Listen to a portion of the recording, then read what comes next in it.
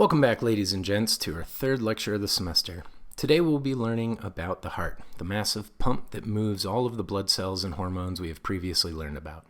A lot of what you have learned in 201 as far as action potentials, ion channels, and pumps will be used in lecture, but for our purposes in lab, we are going to spend time studying the structures, the flow of blood, and learn about ECGs. As you can see in this image, there's an animation highlighting the electrical pathway of the heart. You'll also see a stethoscope, a device used to auscultate or listen to internal sounds. It was invented in 1816 out of modesty by a French physician. At that time, doctors had to place their ears on their subjects' chests in order to listen to heart sounds, so the stethoscope allowed male physicians to listen to a woman's heartbeat without placing his ear on her chest. A few other fun and interesting statistics to know. Your heart will beat on average 100,000 times per day, 24 hours a day, 7 days a week, and is about the size of your fist. It will pump 5 quarts of blood through your vessels, which are over 60,000 miles long. For reference, that's 2.4 times around the planet. At the end of the day, your heart moves about 2,000 gallons of blood. Each year in the United States, about 610,000 people die of heart disease. It is the leading cause of death in men and women. That's 1 in 4 deaths. And each year, about 735,000 Americans will have a heart attack, 210,000 of which have already had one or more. I had a heart joke for you, but I don't find health-related puns funny anymore since I started suffering from an irony deficiency. Some objectives for this lab are as follows. First, you'll need to know the heart's location. If I said to put your hand over your heart, you would probably put your right hand over your chest on the left side. As we'll soon see, that is not exactly where it is. Second, we will discuss the different layers of the heart. Third, we will be learning about the chambers of the heart. Fourth, we will study the blood flow through the heart. Fifth, we'll study the electrical conduction system of the heart. And last, you will need to find all these structures in a dissection. The heart is located in a region called the mediastinum. It is in the center of our chest between our lungs. The region of the heart in the bracket is called the base. Here's where large vessels like the vena cava and aorta attach. Inferiorly and tilted down and to the left is referred to as the apex. Remember that anatomical positioning is always in regard to the subject's position. So even though the apex is pointing to your right in this image, it is actually the subject's left. So let's look at our pericardia. What does pericardium mean? Peri means around or near, and cardia means heart. So the pericardia are the layers that surround the heart. Pause the video here and take a few moments to make some observations about this drawing. Some examples might be, how many layers do you see? What do they look like? Where are they connected? So what observations did you make? Were you able to distinguish between the different tissue types? How many layers did you see here? Let's go through each of these a little bit more in detail. We'll start superficially and work our way deeper into the heart. The outermost layer is called the parietal pericardium. It is actually made of 2 layers, as you can see zoomed in here. One called the fibrous layer, and the other the serous layer. Just deep to the serous layer is what's called the pericardial cavity. It's a space filled with serous fluid. The serous fluid is produced by cells in the serous layer of the parietal pericardium, and it works to reduce friction between that layer and the heart as it continually beats. Just like engine oil lubricates the moving parts of the engine, serous fluid lubricates the heart. Don't think of this as a large gaping cavity as this image makes it out to be. It's kind of a false cavity or a potential cavity, and there is space for the fluid to fill.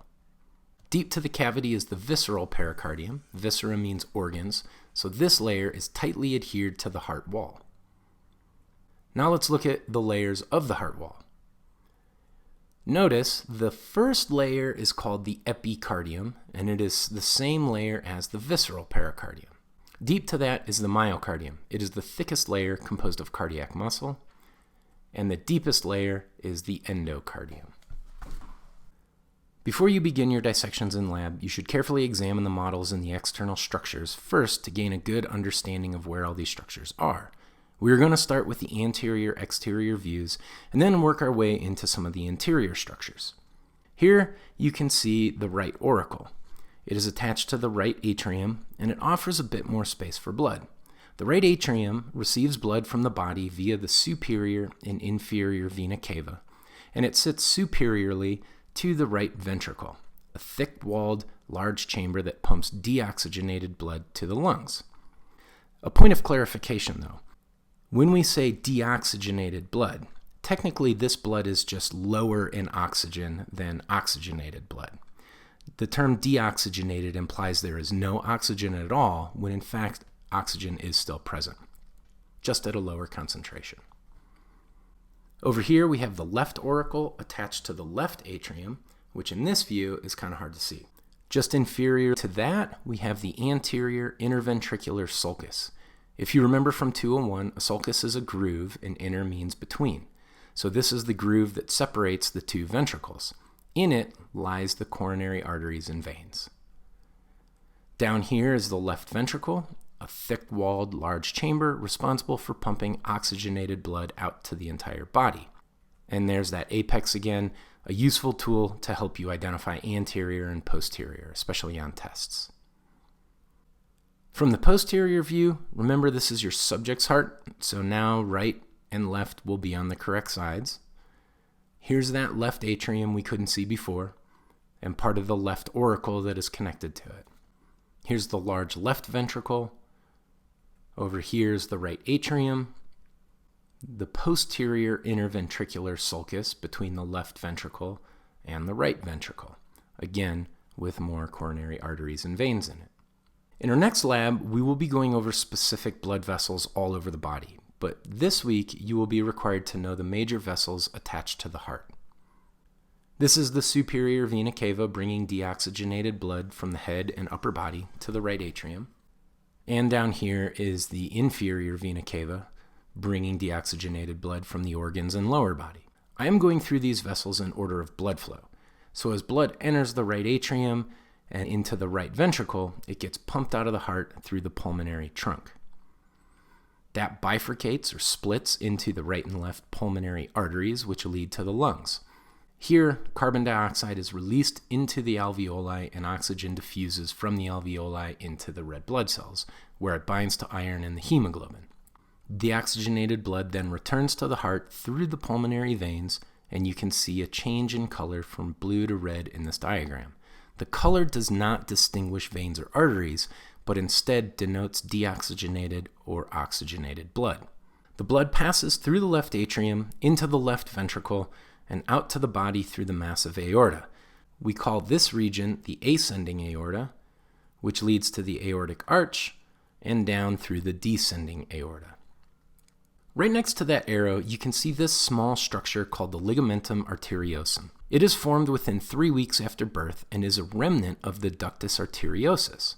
The ductus arteriosus is a temporary fetal structure that shunts blood from the pulmonary arteries to the aorta. This bypasses circulation to the lungs, which are inactive during fetal development. Failure to close is called a patent ductus arteriosus and can lead to pulmonary hypertension or congestive heart failure. And here are those coronary arteries and veins again. The coronary arteries take blood directly from the aorta right back to the cells of the heart to keep it nourished and oxygenated while the veins remove wastes. If you know someone that has had coronary bypass surgery, these are the vessels that were blocked. For your test over the heart, be sure to know which vessels carry oxygenated or deoxygenated blood and which structures the blood vessels carry blood to or from. From a posterior perspective, we can see the superior and inferior vena cava bringing blood back to the heart. Here are the left and right pulmonary arteries taking blood to the lungs to get oxygenated. And remember, arteries always carry blood away from the heart, and veins are always bringing blood back to the heart. And here we have the right and left pulmonary veins bringing oxygenated blood back to the heart from the lungs. Here's the aortic arch taking blood out to the body. And here's a structure you couldn't see from the anterior view called the coronary sinus. It collects blood from the heart tissues via the coronary veins and drains into the right atrium. During your dissections in lab this week, you will be opening up the heart to identify chambers and structures. On your left is the right atrium collecting blood from the superior and inferior vena cava. It flows into the right ventricle, out to the lungs, and back into the left atrium, then into the left ventricle, and out to the body through the aorta. The atria are separated by the inner atrial septum, and the ventricles are separated by the interventricular septum. These structures are important to know when we get into the electrical conductivity of the heart in a few slides. Now, did you happen to notice anything about the walls of the chambers, or any differences in the thickness of the myocardium on the right and left ventricles? Hopefully you did, because the walls of the ventricles have ridge-like muscular projections called trabeculae carnae, which are thought to help prevent suction during relaxation of the heart muscle that would occur if the surfaces were flat. You also may have noticed that the myocardium of the left ventricle is thicker than the right. This is because the left ventricle has to pump blood to the systemic circuit, or the entire body, and needs more force than the right ventricle, which is pumping blood a shorter distance through the pulmonary circuit out to the lungs. Now let's look at the valves that maintain a one-way blood flow. The first valve we pass during blood flow from the right atrium is the right atrioventricular valve, also called the tricuspid valve. As blood is moved from the right ventricle into the pulmonary trunk, it passes by the pulmonary semilunar valve. On the left side of the heart, we have the left atrioventricular valve, also called the bicuspid or mitral valve. The right and left AV valves get their name because they are located between the atria and ventricles. You may have also noticed that the cusps of these valves have thin cords attached to them called chordae tendineae. Those cords are attached to small papillary muscles. When you look at this, logic might tell you that the muscles contract, which shorten in length, pull on the chordae tendineae, and open the valves. This is a common misconception. This is not how this system works. Blood moving from the atria to the ventricles moves because of the contractions of the atria and the sucking of the ventricles. You can think of these valves like an automatic one-way door, opening as you walk through it. It requires no energy on your part to open that door. What is happening is that these valves prevent backflow of blood, and the cords help prevent the prolapse of the valves. So when the ventricles contract, the papillary muscles do as well, which pulls on the chordae tendineae and resists the force of blood pushing on the valves towards the atria. Because the valves are held in place by the chordae tendineae and papillary muscles, the blood has to go out through the pulmonary trunk and aorta. The last valve, which you can barely see in this view, is the aortic semilunar valve. It and the pulmonary semilunar valves get their names from the half-moon-shaped cusps. As blood leaves the ventricles and enters these vessels, pressure drops, and gravity pulls blood back down, and these valves prevent blood from flowing back into the ventricles. So we have gone over blood flow in sections, but now you will need to put it all together. There's a nice hyperlink to the American Heart Association website in your PowerPoint to use for studying. As always, let's start with deoxygenated blood returning from the body into the superior and inferior vena cava. The blood enters the right atrium, and when it contracts, blood passes the right AV valve into the right ventricle. The right ventricle contracts, and blood moves past the pulmonary semilunar valve into the pulmonary trunk and arteries and leads to the lungs. Here, CO2 is given off, and O2 is picked up by the blood. It returns through the pulmonary veins and into the left atrium. The left atrium contracts, moving blood past the left AV valve and into the left ventricle. The left ventricle contracts, and blood moves past the aortic semilunar valve into the aorta and out to the capillaries of the body, where they drop off oxygen and pick up carbon dioxide, and the process repeats itself. It's a good idea to practice this flow many times, but because it is a cycle, you should always start in a new location of the heart or body and practice the pathway. Okay, now that we have a good understanding of the anatomy of the heart and blood flow, we will learn how this pump works mechanically and electrically. The next series of slides, we will be exploring the structures involved and how to interpret an ECG. An ECG stands for electrocardiogram, and it is the process of recording the heart's electrical activity. We normally do this using electrodes placed on the body in specific locations. Generally, you would be hooked up to a 12-lead ECG with 10 electrodes, but in lab, you will be doing an informal test using only 3 electrodes. ECGs were first invented in the late 1800s and have been revolutionary in helping us learn about anatomy. They have been used in research, used to learn about heart attacks or cardiac dysrhythmias, used for monitoring medications or electrolyte abnormalities, and used during stress tests, just to name a few. In this slide, I'm going to introduce some vocabulary and information to help you understand the upcoming slides. Average resting heart rate in humans is about 72 beats per minute. Various lifestyles, diets, drugs, and body types all have an effect on this rate. One of the two main concepts to keep in mind is that the heart produces electrochemical impulses, and you learned about how these impulses work in 201. The other main concept is that those impulses move throughout the body, and we can measure them using ECGs. The term tachycardia refers to an excessively high heart rate at rest, over 100 beats per minute. It's important to note that this is at rest. Tachycardia may cause chest pain, shortness of breath, or even heart palpitations. Bradycardia, on the other hand, refers to an excessively low heart rate at rest, under 60 beats per minute. It isn't always symptomatic, but it can cause fatigue, dizziness, or anemia. Lower than normal heart rates are common while we sleep and in highly trained athletes. Now remember, your heart is a muscle made of myocytes, and because of this, your heart repeatedly contracts and relaxes just like you see in this animation.